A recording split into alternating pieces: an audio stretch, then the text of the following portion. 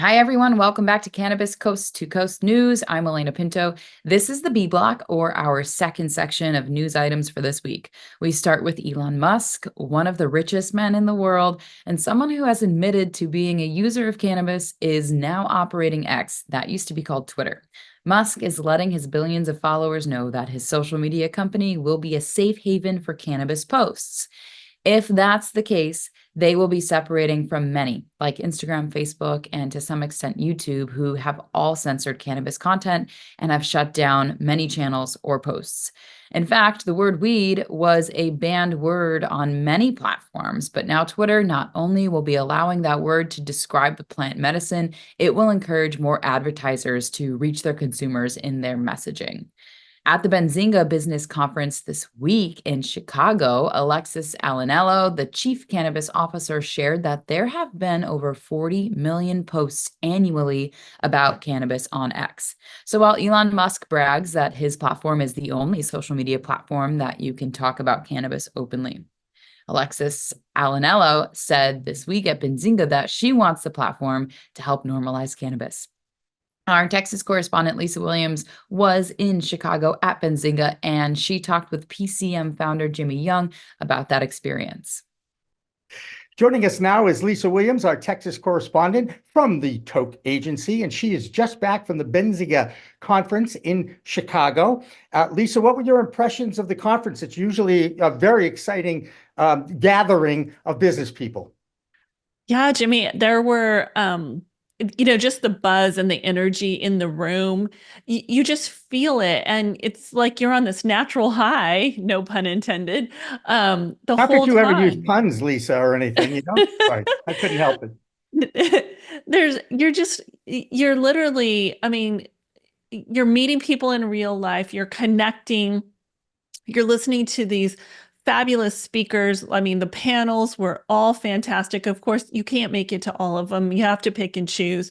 But I think overall, if I could rate it, it was fantastic. I had the honor of going to a couple of after parties and meeting people, in smaller settings and intimate groups and having dinner and really connecting, on a micro level. And it really was fantastic. My takeaway was I definitely will be attending more Benzinga conferences in the future. There you go. And, there's a lot of doom and gloom in the industry right now. Another company goes bankrupt and is in receivership. Capital has dried up. Yet at that conference, every report that I've seen, people are far more bullish on the industry than I expected them to be. I was browsing LinkedIn today and I see, everybody's post about, attending the conference. And I think there was just a lot of optimism. And I mean, that's what the conference is for. It's if you're raising capital or if you're looking for capital, that is the main reason that you're supposed to attend Benzinga. And so I think there's a lot of optimism. As I said, I didn't have the opportunity to attend all of the different panels, so I wasn't really privy to like some of the information that was shared. But I think overall you can listen to the noise or you could choose to make your own path and figure out a way to make it happen. Okay, here's a curveball. What did Lisa Williams learn at this conference? Anything? Oh gosh. Well, I connected with so many people, had so many opportunities to connect with people for Hello Again and for the Toke Agency, which just brightened my day every single moment. Had the opportunity to be introduced to a lot of people that I wasn't um, privy to me in the past. I Uh-huh. think here's the other thing, Jimmy, and I posted about this on my LinkedIn post today. I've worked really hard to put myself in these rooms, right? 6 months ago, nobody knew the Toke Agency, nobody knew Lisa Williams, but I wasn't afraid to get my name out there, get the Toke Agency's name out there, get Hello Again's name out there. So I wasn't afraid to put myself in these rooms. And, I was speaking on a panel and got quoted in Benzinga's, article. I'm happy. There you go. And it's good to say hello again to hello again. Since I met Absolutely. them years ago, and I wish you the best of luck with that. Lisa Williams, our Texas correspondent, thank you so much for joining us here on Cannabis Coast to Coast News. With only a few weeks to go before the presidential election here in the United States, the CEO of multi-state operator Tilray, Irwin Simon, is bullish on both candidates for the presidency. He feels that no matter who wins in November, the cannabis industry is expecting federal reforms and could lead to legalization.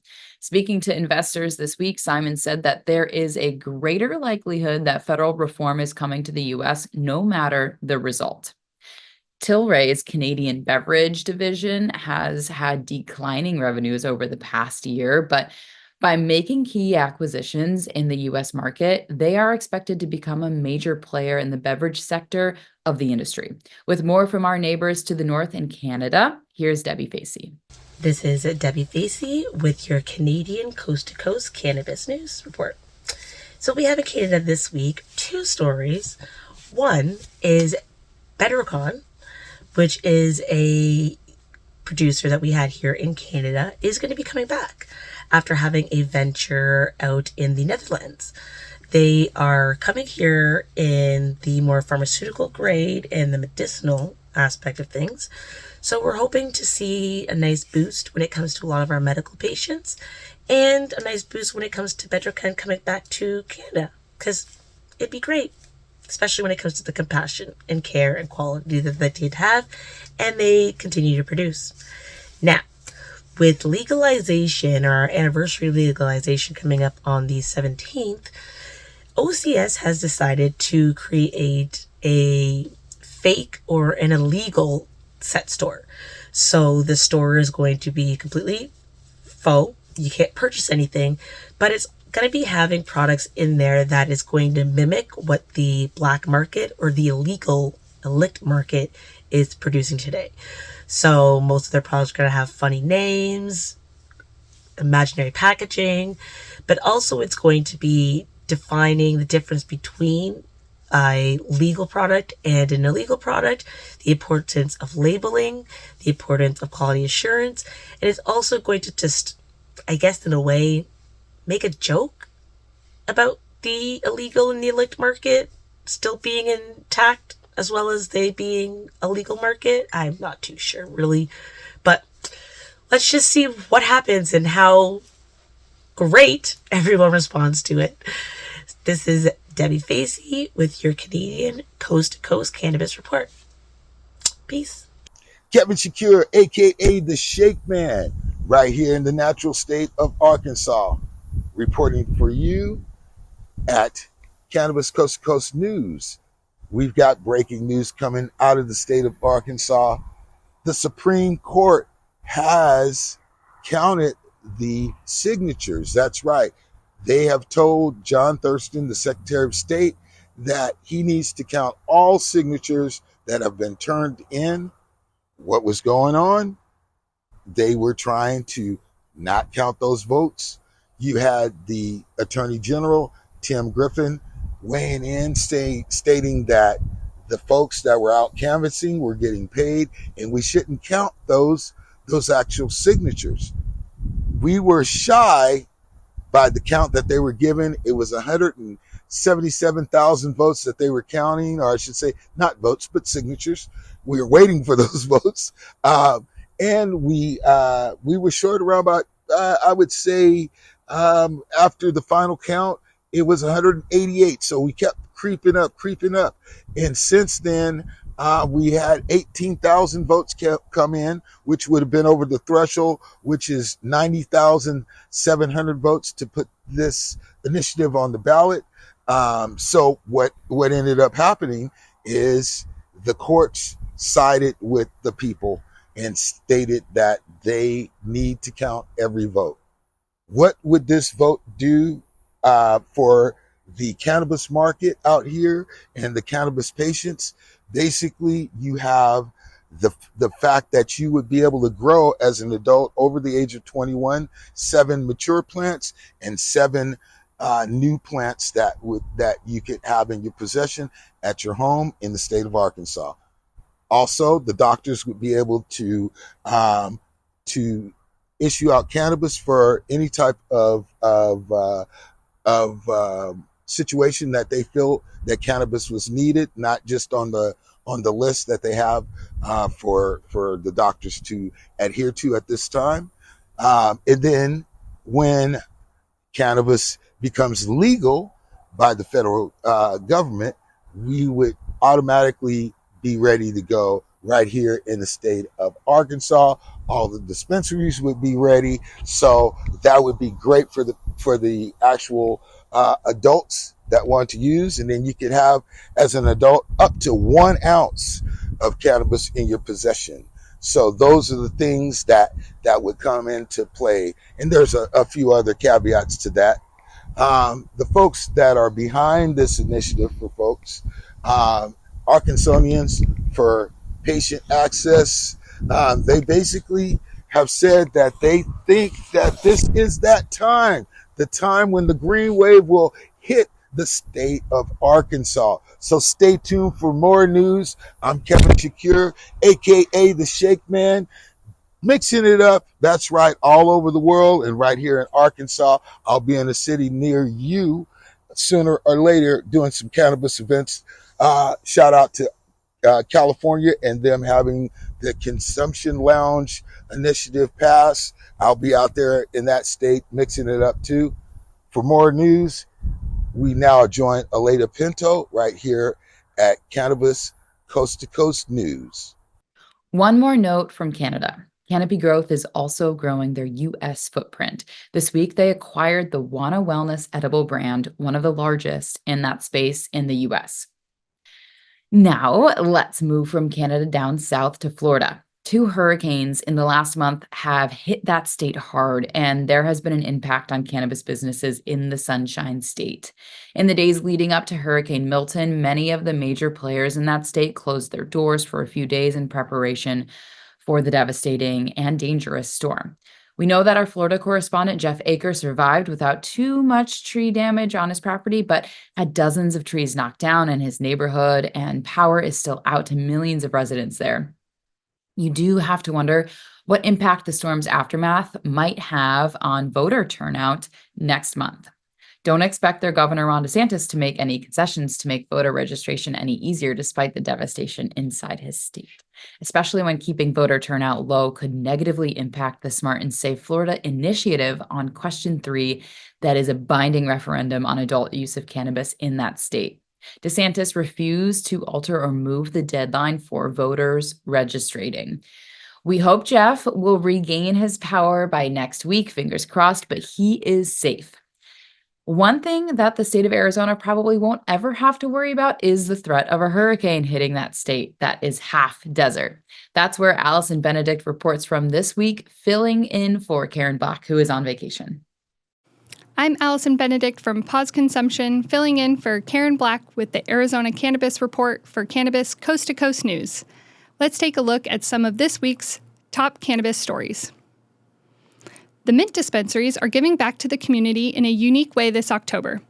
They're hosting blood donation drives. As an added incentive, donors will receive a perk, either a free pre-roll or an edible, depending on the location. The goal is to help address the critical need for blood donations while engaging with the cannabis community in a positive way. It's a great opportunity to make a difference and get something in return. A new kind of dispensary experience is coming to Arizona, with the grand opening of Green Farms in Mesa, a supermarket-inspired cannabis shop. This innovative concept is designed to make shopping for cannabis feel familiar and accessible, similar to your neighborhood grocery store. Customers can expect wide aisles, an open layout, and a wide selection of products, giving them a more relaxed and comfortable way to shop for cannabis. Elevate Holistics is now offering telehealth services specifically for Arizona medical marijuana patients. This is a significant development, especially for patients in rural areas who lack access to transportation or individuals too ill to visit an in-person certification clinic. By connecting patients with healthcare professionals online, Elevate Holistics is helping to increase access to Arizona medical marijuana program, ensuring more people across state can receive the care that they need without the challenges of distance or mobility. Finally, for Arizona cannabis lovers who enjoy a little competition, Bongs and Birdies is back. This charity golf tournament returns for its second year, combining cannabis culture with a day of fun on the golf course. Set for November 16th, participants can expect a day filled with golf, giveaways, and an opportunity to support Arizona NORML's advocacy efforts to reform marijuana laws. Whether you're a seasoned golfer or just there for the good vibes, it's an event worth checking out and a great way to support a cause that's making a difference in Arizona cannabis landscape. That's all for this week's Arizona Cannabis Report. I'm Allison Benedict from Pause Consumption, reporting for Cannabis Coast to Coast News. The state of New Jersey continues to be active in making reforms for their new cannabis industry. This week, the New Jersey Assembly passed a bill to protect the privacy of records for people who have had their records expunged. With more from the Garden State, here's Jill Goldsberry. Hey, Jill Goldsberry here with Coast to Coast Cannabis News, and this is the New Jersey Report. What's going on in New Jersey? Well, New Jersey is now the home to well over 100 dispensaries, adult and recreational combined, and with the majority being located in the Camden and Hudson counties of New Jersey. And that being said, we're able to welcome 5 more dispensaries into the fold. So I want to take a moment to congratulate Best Buds in Woodbury, MMD in Jersey City, Euphoria in Jersey City, Plantopia in Englishtown, and Mountain Dispensary in Vernon, New Jersey. Which brings me to MMD and their opening, which we were able to attend and get a look at the store. It is located on Newark Avenue in Jersey City, and their opening was really fun, complete with DJ. Shout out to Cannademics for a great job DJing. It was also local businesses that combined with the dispensary opening to offer free ice cream to patrons for their purchase. So we were able to take a look at Bonana's and the milk and cream ice cream out of Jersey City, all in the same location as the dispensary. Patrons were able to experience very deep discounts that day, and they'll probably never see that again. So if you missed it, you missed it. But MMD was a fun opening. If you get a chance to come to Jersey City, check it out. Which brings me to the Revelry Trade Show and Buyers Conference that happened a few days ago, and that was a 2-day conference on Pier 36, and keynote speaker was Angela Yee of Way Up with Angela Yee. One of the brands that we were excited to see was Precious Cannabis, which is owned by CEO Precious Osaji Aresi out of New Jersey, particularly East Orange, I believe. And so we had a chance to speak with her, and we're going to speak with her very soon on the show to talk about her experience at the Revelry and her experience building her brand, which is what she was talking about at the conference. I'm Jill Goldsberry with Coast to Coast Cannabis News, New Jersey. Great to see you, and we'll be back next time. Every week, Joe Parsons in Virginia finds interesting stories in his state that continues to enjoy a vibrant medical market while working on reviving the adult use movement. Here's Joe in his Virginia report for the week. I'm Joe Parsons from the Virginia Cannabis Connection, and this is the Virginia Cannabis Report on Cannabis Coast to Coast News. Since May of 2016, Minorities for Medical Marijuana has been one of the nation's largest nonprofit organizations devoted to social equity in the cannabis industry. They operate in over 27 states, including the United Kingdom and Canada.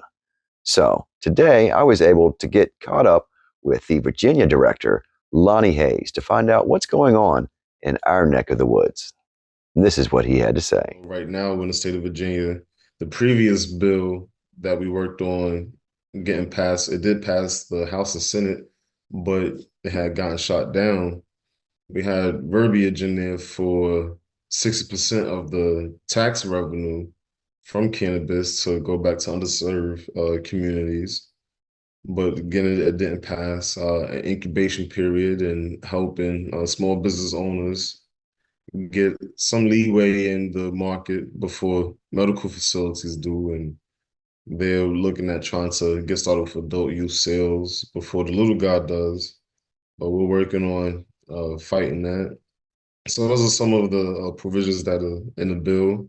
Looking at having it again this coming go around for the General Assembly. It may not make it again, make it shut down, but we're going to continue to try.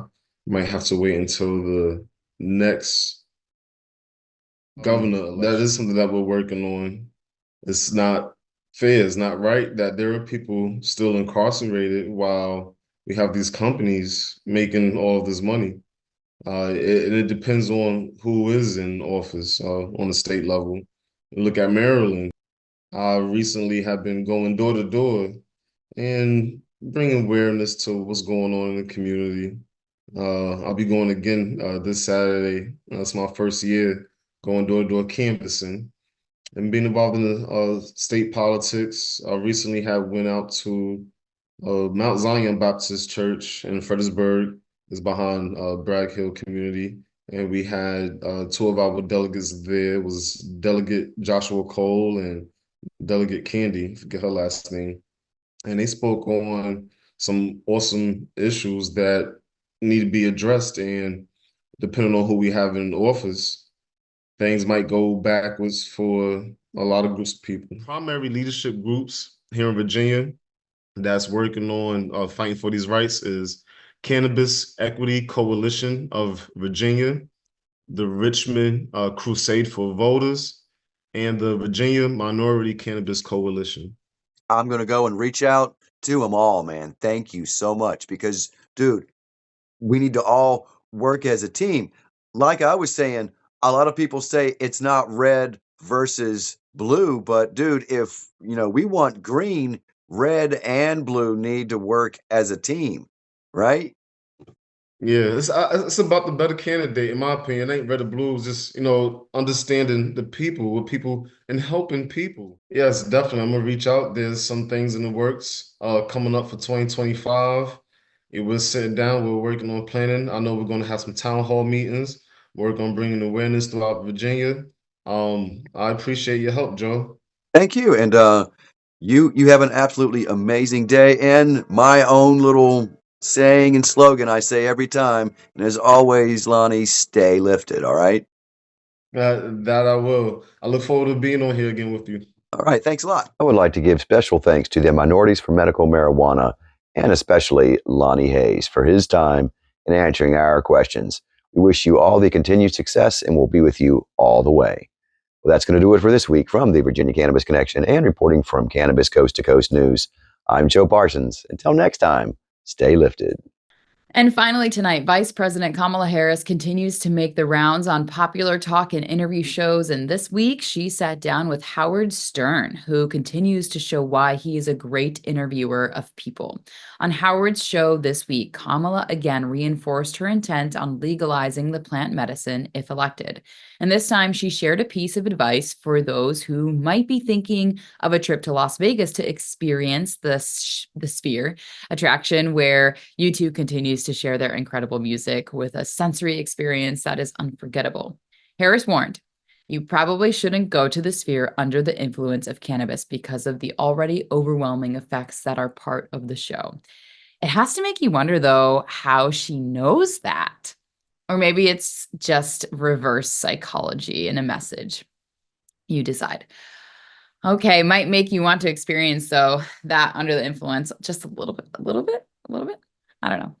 That will do it for an abridged version of Cannabis Coast to Coast News this week. PCM founder Jimmy Young will continue to produce some fresh content for our daily release on Wednesdays, usually the day for the C block. But remember, it's a whole new world of weed out there. Use it responsibly, especially if you are going to the Sphere in Las Vegas. I'm Alaina Pinto. We'll see you next week.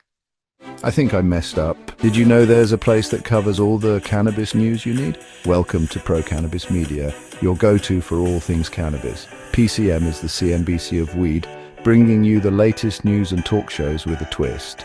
We've got 16 state correspondents and multimedia journalists from around the US and Canada. Hey everybody, it's Brandon Jones with Be Green Distribution with the Missouri Cannabis Report. I'm Karen Black from Greenfinger Consulting with the Arizona Cannabis Report. I'm Amy Carter from Michigan Weedsters. Andrew Behringer here reporting from Washington, D.C. It's Debbie Facey with the Canadian Toke of the Week. It all started back in 2018 when founder Jimmy Young kicked off the In the Weeds podcast. His mission? Documenting the fight to end cannabis prohibition. Fast forward to today and we've got Cannabis Coast to Coast with Alaina Pinto, delivering the nation's only TV-style cannabis news show. Hi, everyone. Welcome to another edition of Cannabis Coast to Coast News, Pro Cannabis Media's weekly roundup of the news from the industry. I'm Alaina Pinto. As of August 2024, PCM has racked up over 1.2 million views and 14.5 million impressions on our YouTube channel. With 15,000 subscribers and growing, our reach is spreading like wildfire. PCM's website, YouTube, Rumble, Discord, Roku, Twitch, Spotify, iHeartRadio, Apple Podcasts, and even our very own PCM TV app. Get your cannabis news fix with Pro Cannabis Media. We're here to keep you informed and entertained. Stay tuned and stay lifted.